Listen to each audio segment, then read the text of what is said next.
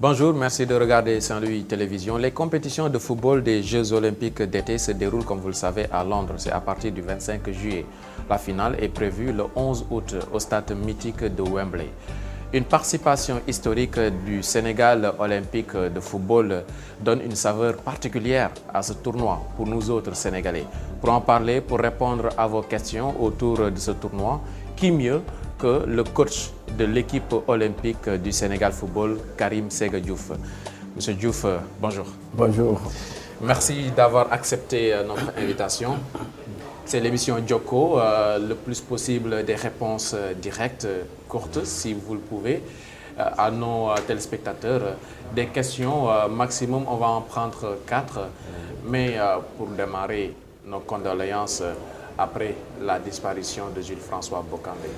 Oui, c'est un sentiment que tout le Sénégal partage. Un sentiment douloureux, mais largement mérité de la part d'un garçon qui a rendu tout ce dont il disposait en tant que footballeur pour le développement, pour l'image de marque du football de son pays. La première question.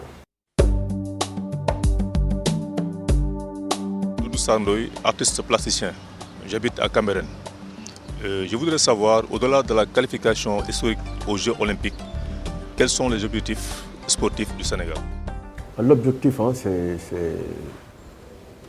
c'est une bonne préparation.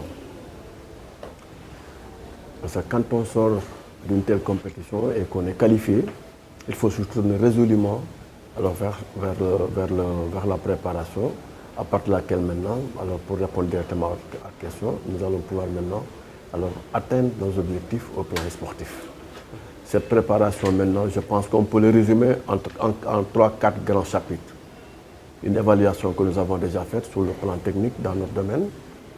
L'autre aspect, c'est un plan-programme et plan-programme aussi, alors qui requiert une grande importance concernant le choix des joueurs, concernant aussi la préparation sur le terrain et d'autre part aussi, alors comme on dit, il y a les autres ingrédients, dont le suivi médical, dont le soutien alimentaire, c'est sûr qu'ils ne manqueront pas, pour avoir maintenant, vraiment, alors lors de cette compétition, une équipe et des joueurs qui répondent présents. Oui, c'est une question assez vaste, mais notre téléspectateur aimerait certainement savoir si le Sénégal olympique y va pour faire de la figuration, ou il y a des exigences par rapport aux résultats. On ne serait pas parti.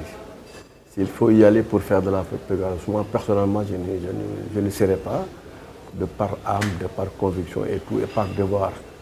Nous avons acquis notre qualification de très haute lutte et qu'on ne fera aucun complexe alors lors de cette compétition si toutefois, comme je disais tout à l'heure, la préparation se passe correctement. Au moins passer la phase... Nous allons aller jusqu'au bout. Nous allons tenter, avec la qualité du potentiel, la conscience, alors la nouvelle conscience qui se dégage au niveau de nos jeunes joueurs, nous pensons que si on se prépare bien, nous allons défendre nos chances vaillamment comme tout le monde. Une autre question à Karim Séga Diouf. Hassan Faye, j'habite Yoff Apexi 2, numéro 889. J'aimerais bien savoir quelles sont les équipes favorites du tournoi. De quelle équipe s'agit-il? Moi, je pense que toutes les équipes qui vont participer à ce tournoi ont leur chance, leur carte à jouer. Mais nous pensons que par rapport à certains facteurs sur lesquels nous n'allons pas nous attendre, je pense que l'Angleterre peut occuper ou bien peut être supposée être alors l'équipe favorite, la sélection favorite lors de cette compétition. Parce qu'elle a l'habitude de cette compétition, elle organise à domicile. On connaît aussi l'importance que les Anglais accordent vraiment au football et surtout à des compétitions de ce genre. Et ils voudraient aussi gagner pour la 3e fois un titre dans cette catégorie aux Jeux Olympiques. Mais nous, et comme les autres sélections aussi, nous allons vraiment essayer de contester, de ne pas nous laisser faire. L'Angleterre, on peut aussi citer naturellement le Brésil, le Mexique. Il y a le Brésil, il y a le Mexique, mais attention, il faut compter aussi avec les représentants africains. Je pense au Gabon, qui au Maroc a démontré, a pratiqué un autre type de football et a montré une dimension mentale patriotique exceptionnelle pour pouvoir vraiment gagner, alors terminer à la tête de gagner le premier ticket de qualification alors, lors du tournoi au Maroc. Oui, reparlons un tout petit peu de l'Angleterre qui reçoit le Sénégal. Partager sa poule avec l'Angleterre, ça galvanise davantage ou Mais c'est un honneur que pour nos jeunes joueurs, et surtout pour le football sénégalais, alors de rencontrer l'Angleterre. Et d'avoir l'honneur aussi, pour me répéter, de jouer le match d'ouverture. Et ou encore dans le stade mythique alors de Wembley. Tout cela, ce sont des facteurs de motivation supplémentaires pour le Sénégal, mais pour les jeunes joueurs qui auront aussi l'occasion de montrer.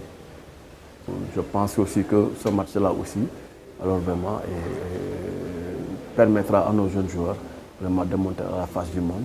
Alors face aux Anglais, face comme vous dites, face aux Brésiliens et autres, qui savent aussi jouer au football. Une autre question. Est-ce que l'Afrique a ses meilleurs atouts à Londres? C'est de la qualité, c'est de l'organisation. Parce que, ne serait-ce que en citant les moyens de l'Égypte et du Maroc et leur tradition, leur organisation et tout, ça, vraiment, il y a la qualité, il y a les conditions qui seront garanties et pour ces deux sélections. Mais le Gabon aussi, je pense que qui sort d'une très bonne Coupe d'Afrique en tant que pays organisateur et d'autre part aussi avec une très bonne équipe, avec des jeunes aussi qui gagnent le premier ticket africain pour la participation aux Jeux africains aussi. Et connaissant aussi l'ambition des autres Gabonaises à faire une bonne participation lors de ce tournoi. Mais nous, de notre côté aussi, Sénégal, nous sommes dans un nouvel élan.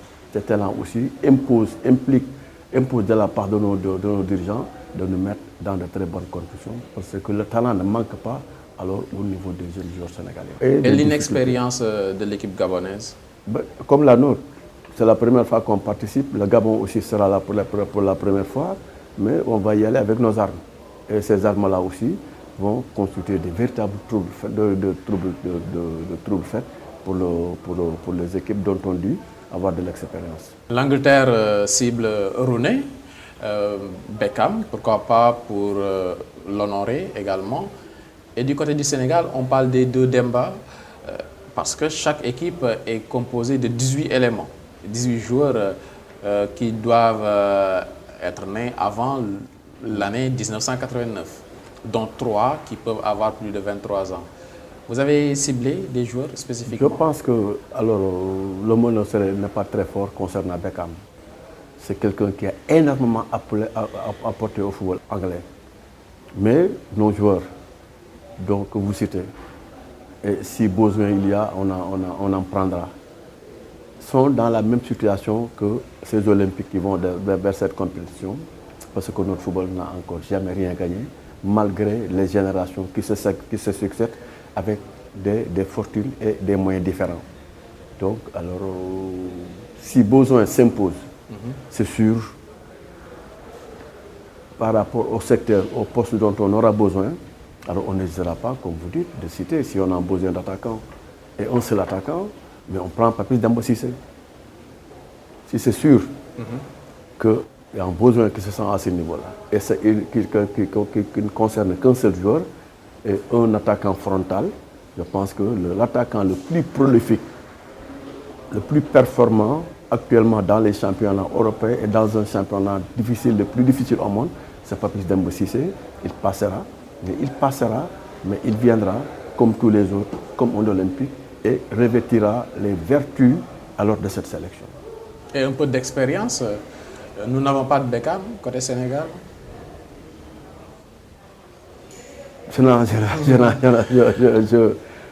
Comparaison n'est pas raison. Ouais. Je ne peux comparer aucun joueur sénégalais sans fausse modestie, vraiment par rapport sur le plan de l'expérience par rapport à Beckham. Les Anglais, quand ils parlent de l'équipe du Sénégal, ils font souvent allusion aux deux Demba. Là, c'est des garçons c'est des jeunes joueurs. Le duo? Le duo, voilà, c'est un duo fantastique qui arrive dans un championnat. Où ça peut chambouler votre tactique? Non, pas du tout. C'est un bon joueur, surtout un joueur de ce niveau, et doit être capable de s'adapter à toutes les situations de jeu, à tous les systèmes de jeu, à toutes les structures de jeu. Surtout de la part d'attaquants.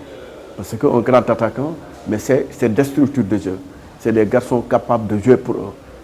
Donc je pense que, alors, aucune perturbation à ce niveau-là. Dernière question. Est-ce que tous les moyens ont été mis sur place pour que nous puissions quand même honorer le Sénégal à Londres? Rapidement, coach, les atouts, les véritables atouts de votre formation.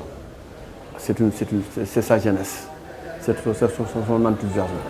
C'est aussi sa technicité, c'est sa cohésion affective, sociale. C'est un groupe très, très soudé.